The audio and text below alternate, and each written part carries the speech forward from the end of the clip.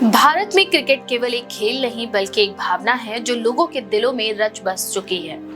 IPL की शुरुआत के साथ इस भावना ने बाजार का रूप ले लिया। जैसे जैसे टी20 क्रिकेट का प्रभाव बढ़ा, उसी के समानांतर फैंटेसी गेमिंग की दुनिया ने अपने पांव जमाने भी शुरू कर दिए। ये एक ऐसी दुनिया है जहां दर्शक सिर्फ खेल को नहीं देखते बल्कि उसका हिस्सा बनने का सपना भी देखने लगते हैं, खासकर तब जब उन्हें लगता है कि वे अपनी टीम बनाकर पैसे भी कमा सकते हैं। ड्रीम 11, माई 11 सर्कल, एमपीएल और गेम इजी जैसे ऐप ने क्रिकेट प्रेमियों के लिए एक नया विकल्प प्रस्तुत किया है। खेल के मजे के साथ पैसे कमाने का मौका। इन ऐप्स ने प्रचार की दुनिया में बड़े सितारों को जोड़ा। एमएस धोनी, सौरव गांगुली, केएल राहुल जैसे बड़े नामों ने जब इनका प्रचार करना शुरू किया तो लोगों का भरोसा इन पर और गहरा होता गया। इन प्लेटफॉर्म्स की मार्केटिंग रणनीति अत्यंत प्रभावशाली रही। 1 करोड़ जीतने का मौका, 100 रुपए से शुरुआत करें जैसे नारों ने लोगों को बड़े पैमाने पर अपनी ओर खींचा। शुरू में छोटे छोटे दाव और मामूली जीते उपयोगकर्ताओं में आत्मविश्वास भरती हैं, मगर यही शुरुआती जीत धीरे धीरे एक लत में तब्दील हो जाती है। उत्तर प्रदेश के मऊ जिले के अभय सिंह की कहानी इसका एक उदाहरण है। अभय ने मात्र 300 रुपए से इस गेम में शुरुआत की थी और पहले 2 मैचों में मामूली लाभ भी उन्हें हुआ।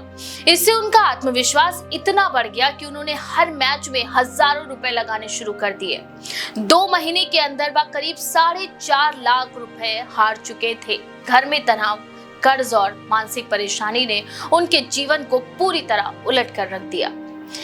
ऐसे अनगिनत उदाहरण भारत भर में फैले हुए हैं। मध्य प्रदेश, राजस्थान, बिहार और उत्तर प्रदेश जैसे राज्यों में ये समस्या और भी गंभीर रूप ले चुकी है। युवा वर्ग तो बेरोजगारी और असुरक्षा की भावना से ग्रस्त है। वह इन ऐप्स को तेजी से कमाई का जरिया मान बैठता है। एक बार जब नुकसान शुरू होता है तो उस नुकसान की भरपाई के लिए दाव और भी बढ़ जाते हैं। इन ऐप्स की कार्यप्रणाली को यदि गहराई से देखा जाए तो ये स्पष्ट होता है कि किसी भी तरह से सिर्फ कौशल पर आधारित नहीं है। ज्यादातर यूजर्स ये समझते हैं कि अगर उन्हें खिलाड़ियों की जानकारी है तो वे जरूर जीत जाएंगे, लेकिन हकीकत ये है कि इन ऐप्स पर चल रही ग्रैंड लीग्स में लाखों लोग भाग लेते हैं और केवल गिने चुने यूजर ही इसमें इनाम पाते हैं। बाकी के सभी का पैसा धीरे धीरे ऐप के मुनाफे में तब्दील हो जाता है। इनमें एक और जटिलता यह है कि ये गतिविधि ना तो पूरी तरह जुए की श्रेणी में आती है और ना ही इसे पूरी तरह वैध खेल माना जा सकता है। साल 2019 में सुप्रीम कोर्ट ने एक फैसले में इसे कौशल आधारित खेल की श्रेणी में रखा, जिससे इन ऐप्स को कानूनी छूट मिली, लेकिन इसके सामाजिक और नैतिक पहलुओं पर उस फैसले में कोई गहराई से विचार नहीं किया गया। तेलंगाना, आंध्र प्रदेश, ओडिशा जैसे राज्यों ने फैंटेसी गेमिंग ऐप्स पर प्रतिबंध भी लगाया, मगर अधिकांश राज्यों में अब भी ये निर्बाध रूप से काम कर रहे हैं। केंद्र सरकार की नीति भी स्पष्ट है। ना तो इनके विज्ञापन पर कोई रोक है और ना ही उपयोगकर्ता के लिए कोई चेतावनी अनिवार्य की गई है। इन ऐप्स की रणनीति अत्यंत चतुराई से बनाई गई है।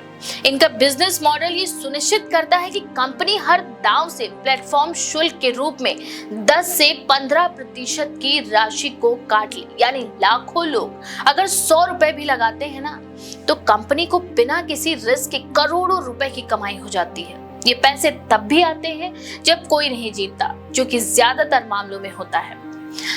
मानव मस्तिष्क ऐसे पुरस्कारों की संभावना से ज्यादा आकर्षित होता है। 1 करोड़ का सपना इतनी बार दिखाया जाता है कि वह अंततः यथार्थ जैसा लगने लगता है। इस पर मनोवैज्ञानिकों का कहना है कि ये व्यवहार स्पोर्ट्स बेटिंग डिसऑर्डर की श्रेणी में आता है।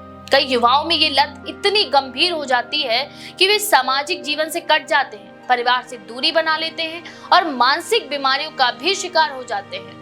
राजस्थान के भरतपुर में 21 वर्षीय छात्र की आत्महत्या, इंदौर के युवक द्वारा मां के गहने गिरवी रख कर दाव लगाने की घटना, या फिर लखनऊ के छात्र द्वारा कॉलेज फीस के पैसे गंवाने के बाद अवसाद में जाना। ये घटनाएं सिर्फ अफवाह नहीं बल्कि उस उभरते हुए राष्ट्रीय संकट के संकेत हैं।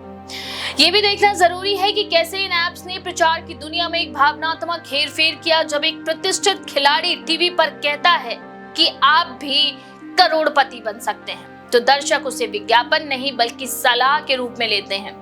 ये रणनीति उन्हें बीड़ी, सिगरेट और शराब जैसी हानिकारक चीजों के विज्ञापन तकनीकों से भी ज्यादा असरदार बनाती है।